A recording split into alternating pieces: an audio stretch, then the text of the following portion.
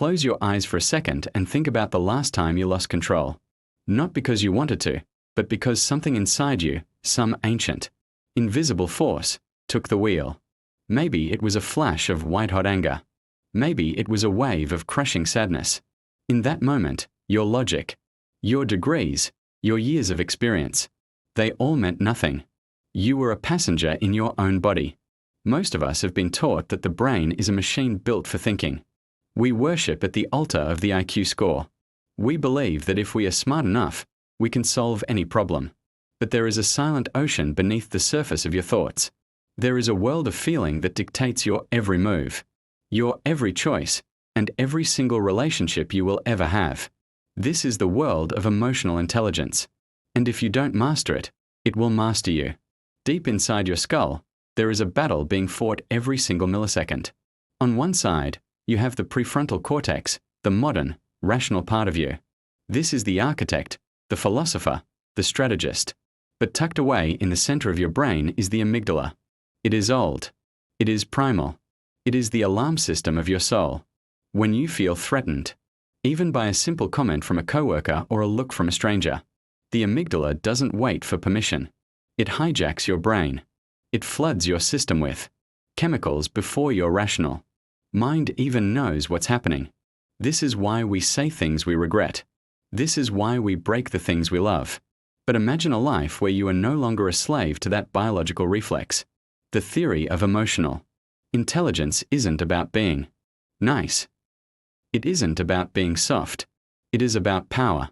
It starts with self-awareness. It is the ability to stand outside yourself, to look at your emotions as they rise, and to name them. When you can name a feeling, you take away its power over you. You stop being the storm, and you start being the mountain. Think about the people you admire most. Is it just their raw intelligence? Or is it their presence? Is it the way they stay calm when the world is burning down? That is the second pillar, self-regulation. It is the gap between the stimulus and the response. In that tiny gap lies your entire freedom. If you can wait just 10 seconds before you react, you are more powerful than any king who cannot control his temper.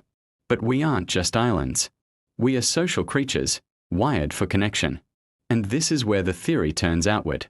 Empathy is not just feeling sorry for someone. It is the profound, almost spiritual ability to see the world through another person's eyes, to feel the weight of their shadows and the warmth of their light. When you truly understand what another human being is feeling, the walls between you vanish. You no longer see an enemy. You see a reflection. We spend 20 years in school learning how to calculate the distance to the stars and how to dissect the anatomy of a cell. Yet, we are never taught how to handle the heavy silence of a lonely room. We are never taught how to navigate the complex geography of a broken heart. We are geniuses in the laboratory, but often children in our own living rooms. The true measure of your life won't be found in your bank account or the titles on your business card. It will be found in the quality of your connections. It will be found in the way you handle the moments that test your spirit.